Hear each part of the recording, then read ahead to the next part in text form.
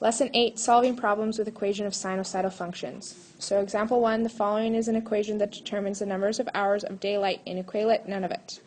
Y equals 8.245 sine of 0.0172 bracket x minus 80.988 plus 12.585, where x is the day number of the year. So how many hours of daylight occur in equate on the shortest day and the longest day of the year? So in order to do this, we're going to have to find our maximum and our minimum.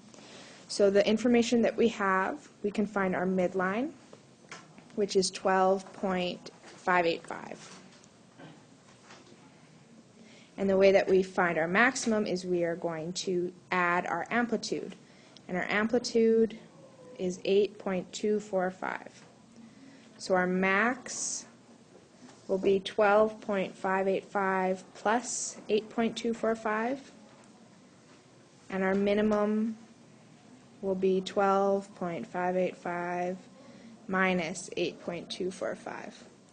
So the maximum is 20.83 hours, and the minimum is 4.34 hours. So the longest day of the year has 20.8, so almost 21 hours of sunlight. And the shortest day of the year only has 4 hours of sunlight, so that's very different from where we are living. Part B. In some years, June 21st is the longest day. Suppose that the sun were to set in equate at 11:01 p.m. on June 21st. What time did the sun rise? So when you're doing time, it's a little bit easier to use the 24-hour clock. So if you don't know how to use that, 11 hours is the same as 23 hours. 24 hours would be midnight, so 23 would be one less than 24. So our maximum on June 21st, which is the longest day, we already know that our maximum is 20.8 hours, 20.83. So we know that there's 20 hours. We also need to know how many minutes it is. And 0.8 minutes is not 80, or 0.83 minutes is not 83 minutes. What you have to do is you have to take 0.83 and you have to multiply it by 60 minutes. If you say it's 83 minutes, it will be wrong. Don't do that. That's not smart. So 0.83 times 60 is 49.8 minutes.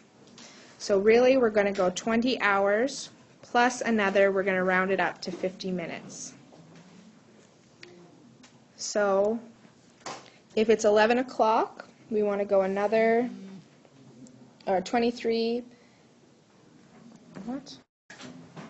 If the sun set at 23, we want to go minus 20 hours. So 23 minus 20 hours would be 3 o'clock.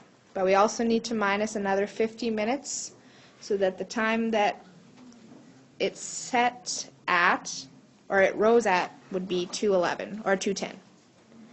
So it rose at 2 in the morning, so the sun came up at 2 and it set at 11 o'clock at night. So determining the period of the function and how that's going to relate to this in context. Our period is always from our b value, but remember it's not just our b value. So because this is in radians, we're going to know that 2 pi over b will find our period length. So we'll take 2 pi and we're going to divide it by 0.0172. And when you divide those numbers, you get 365.301. So the period length is 365, which makes sense because it's the cycle of 1 year. So if you were to look at the sinusoidal function, it gets to the longest day of the year here and the shortest day of the year here. The length of this period is 1 year. The next time you do a cycle, you'll once again have one longest day and one shortest day. So the cycle is how long it takes for the Earth to rotate around the sun, and that's why it becomes circular, because it is a circular rotation. What does the value of C, 80.988, represent into the context of the question? So C is how much it changes left and right. So C is meaning that it's about 81 days into the year.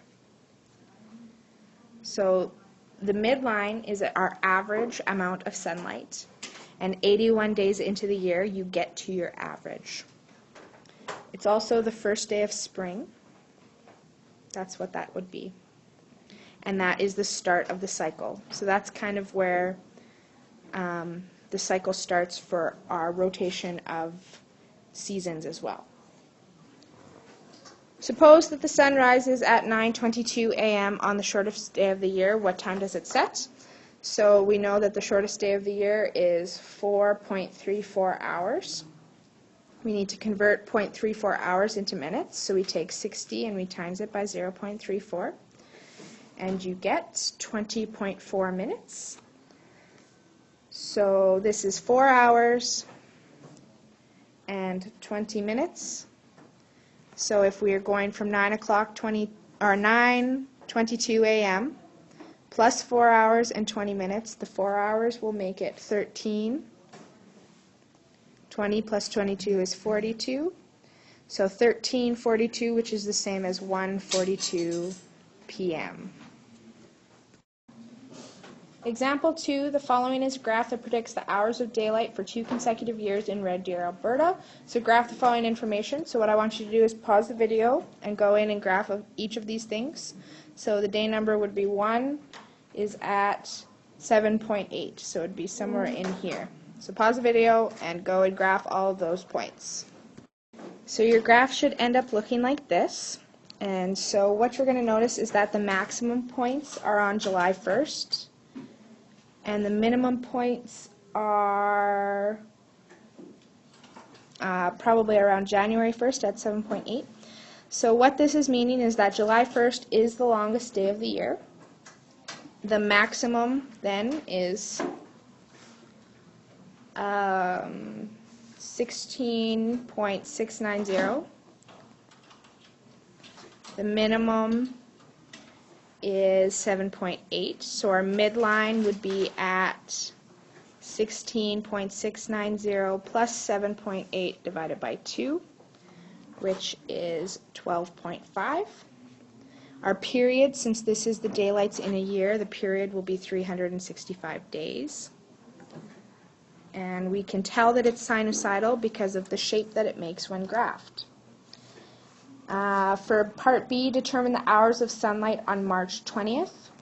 So if we were to look over here at March 1st, that's close to March 20th, and September 23rd is close to September 1st.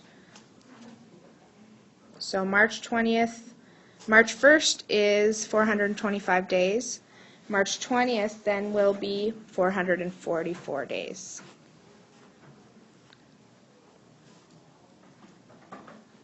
September 1st is equal to 609 days, so September 23rd would be 631 days. So we're going to use our graph to find those times. So I want you to find 631 and 444, pause the video, and find that on your graph.